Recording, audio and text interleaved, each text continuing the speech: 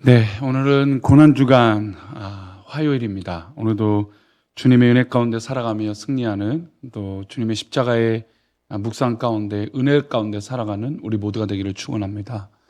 잠시 기도하시고 오늘의 말씀 나누겠습니다. 하나님 아버지, 우리와 함께 하시고 주님 기뻐하시는 삶을 이 한 주간, 특별히 이 고난주간에 살아가게 하시고 부활의 기쁨과 소망을 누리며 기대하며 살아가는 우리 모두가 되게 도와주옵소서. 지켜주실 것을 믿사옵고 거룩하신 예수님의 이름으로 기도합니다. 아멘.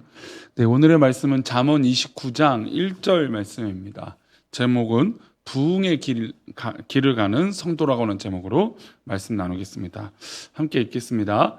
자주 책망을 받으면서도 목이 곧은 사람은 갑자기 패망을 당하고 피하지 못하리라. 아멘. 한 나라의 흥망성쇠, 역사를 아는 것은 굉장히 중요합니다.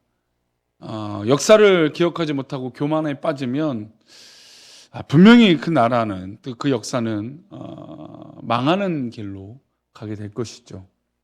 우리나라가 지금 이렇게 거대하고 잘 사는 나라가 되었지만 사실 100여 년 전, 아니 60년 전, 70년 전만 해도 우리나라는 정말 세계에서 가장 가난한 나라였습니다. 이렇게 가난한 나라가 이렇게 잘 살아가게 됐던 것은 과거의 역사 가운데 수고하고 또 헌신하고 정말 기도하는 무릎들이 있었기 때문이라고 저는 확신합니다. 그래서 이 나라의 역사를 돌아보는 것, 또 그것을 기억하는 건 굉장히 중요한 작업입니다. 더불어서 신앙의 삶에서도 믿음의 사람이 정말 하나님 보시기에 기뻐하는 삶으로 살아가는 그 시간들, 또 교회가 그런 역사를 살아가고 있는 그런 기록들, 참 그것이 복되고 귀한 것이죠. 오늘 읽은 잠언 29장은 한 나라에 대해서, 나라에 대한 말씀이에요.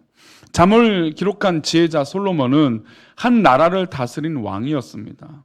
그는 주변 여러 나라들을 보면서 망하고 또 잘 되는 경우들을 보았습니다. 그리고 이것을 보았을 때 어떤 나라가 잘 되고 어떤 역사가 잘 되고 어떤 공동체가 잘 되고 어떤 교회가 잘 되는지 알게 되었던 것이죠. 가정도 교회도 다른 공동체도 모두 적용되는 게 바로 오늘 잠언 29장이에요. 그래서 잠언 29장을 보면서 어떻게 하면 망하지 않고 또 어떻게 하면 부흥의 길을 갈 수 있는 그런 삶을 살 수 있는지 깨닫게 될 줄 믿습니다. 먼저 1절 말씀을 볼까요? 자주 책망을 받으면서도 목이 곧은 사람은 갑자기 패망을 당하고 피하지 못하리라. 책망을 받는 사람이 있어요. 물론 이런 게 너무 자주 있다 보니까 삶이 좀 어려워지고 힘들어지는 거 그럴 수는 있습니다. 근데 자주 책망을 받는 거 분명히 나에게 무엇이 있다라는 것일까요? 문제가 있을 수 있다는 겁니다. 이 문제가 있는데 목이 곧아서 그 책망을 받아도 난 문제 없어 돌아보지 않는 사람은 어떻게 돼요? 갑자기 패망을 당한다는 겁니다. 피하지 못한다는 것이죠. 책망을 받으면서도 목이 곧으니 그런 사람들 옆에는 점점 사람이 떨어져 버릴 수밖에 없습니다. 이스라엘 역사를 보면 이 역사 가운데 정말 북이스라엘은 721년에 망하고 남유다는 기원전 586년에 망했습니다. 근데 사람들 눈에는 갑자기 망한 것으로 보이지만 성경 역사를 보면 하나님께서 계속해서 기회를 주세요. 여러 선지자들을 보내셔서 계속해서 변화되기 원하고 엘리야 선지자를 통해서 북이스라엘이 완전히 뒤바뀌길 바랐고 하나님만 섬기도록 기회를 주셨습니다. 책망하셨고 징조를 보여주셨고 기적을 보여주셨습니다. 하지만 그들은 하나님의 책망을 귀 기울이지 않았다는 것이죠. 그러니 하나님의 심판에 또 이 전쟁의 아픔을 이겨낼 방법이 없었던 것입니다. 남유다도 마찬가지죠. 하나님께서는 남유다에 위하여 이사야, 에레미야 비롯한 수많은 선지자들을 보내서 하나님의 경고의 메시지를 보내주셨습니다. 그러나 그 경고를 받아들이지 않으니 어떻게 됐어요? 망한 길로 가게 된 것입니다.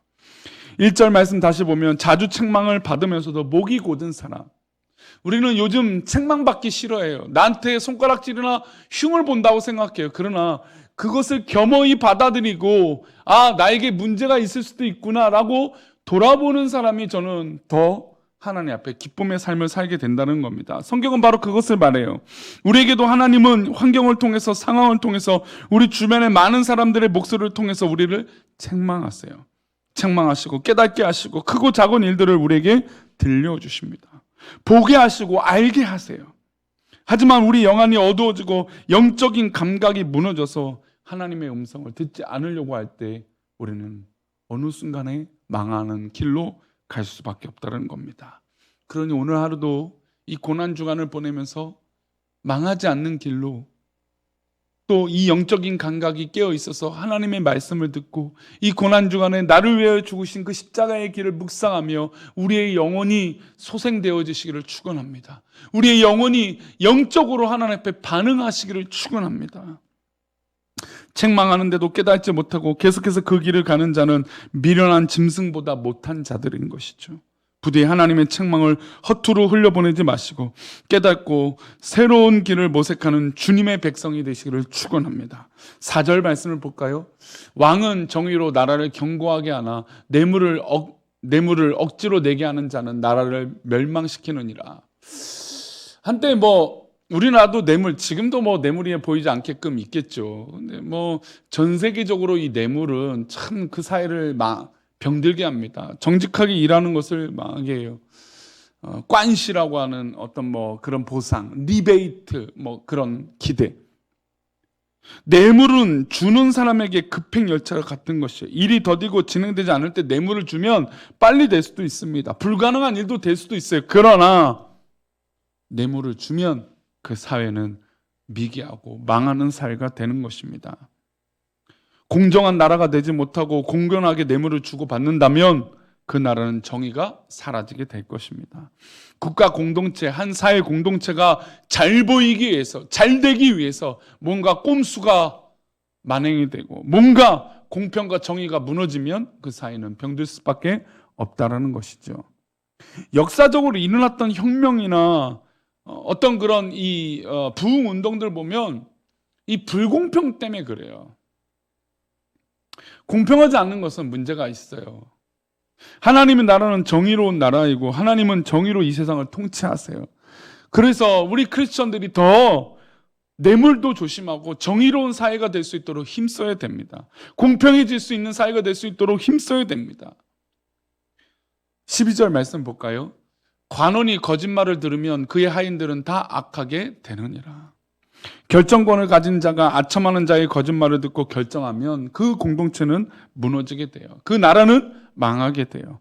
그래서 사실은 이 주변에 함께하는 사람들이 굉장히 중요하죠. 사람들이 얼마나 교회를 사랑하고 또 공동체를 사랑하고 또 그래서 정말 어떤 결정권을 가지고 있는 사람에게 정말 옳은 소리 할 수 있는 사람, 그런 사람이 필요하다는 겁니다.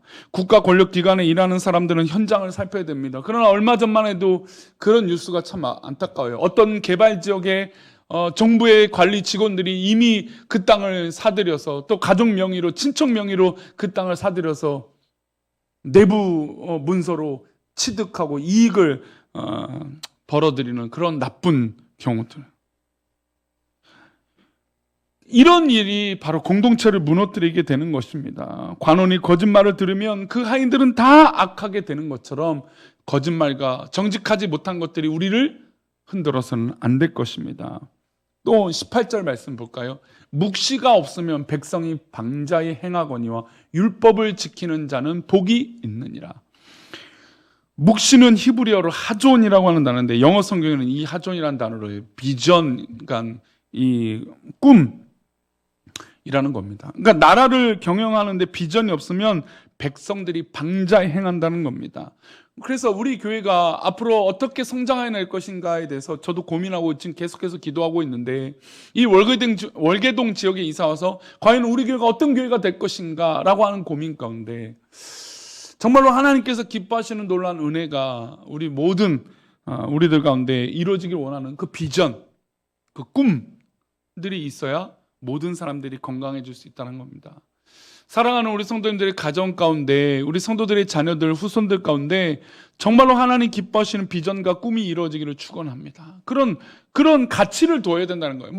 그렇다고 이루어지지도 못하는 망상을 꾸라는 것이 아니라 우리가 어떻게 하면 하나님 앞에 붙들려 살 수 있을까에 대한 고민들, 그런 꿈, 그런 것들이 중요하다는 것이죠. 정권이 바뀔 때마다 어떤 정권은 우측으로, 어떤 정권은 좌측으로 정책이 결정된다면 백성들은 혼란이에요. 지금 우리 사회가 그렇잖아요. 교회 공동체도 국정이나 분명한 방향이 있어야 돼요. 이 나라가 어떻게 나아갈 것인가, 이 우리 교회가 어떻게 날아갈 것인가, 비전과 목표가 있어야 됩니다. 그러면 하나님의 비전을 우리가 어떻게 찾을 수 있을까요? 하나님의 비전은 하나님의 말씀에서부터 찾을 수 있습니다. 부흥의 길은 바로 하나님 말씀 가운데 살아가는 성도들이 있을 때 부흥하게 되는 것이죠. 하나님의 말씀을 살피지 않으면 하나님의 비전과 하나님의 바라심을 깨달을 수 없습니다. 우리 성도님들, 오늘도 하루를 살아갈 때 이 고난주간에 하나님이 우리를 향하신 그 놀라운 계획 가운데 살아가는 그런 믿음의 삶이 있으시기를 축원합니다. 그래서 우리 모두 부흥의 길로, 또 우리 교회의 역사가 부흥의 길로, 우리 모든 공동체가, 이 지역사회가 부흥의 길로, 기쁨의 길로 변화되어지는 놀라운 역사의 주인공이 저와 여러분 되시기를 축원합니다. 기도하겠습니다. 하나님 아버지, 우리가 오늘 하루를 살아가면서 하나님 기뻐하시는 그런 거룩한 삶으로, 그런 부흥의 길을 걸어가는 역사의 산 증인으로 살아가게 하여 주옵소서. 고난주간에 특별히 그 주님의 십자가의 보혈 앞에, 하나님 앞에 그 뜻 가운데 살아가는 우리 모두가 되기를 바라며 거룩하신 예수 그리스도 이름으로 기도올리옵나이다. 아멘.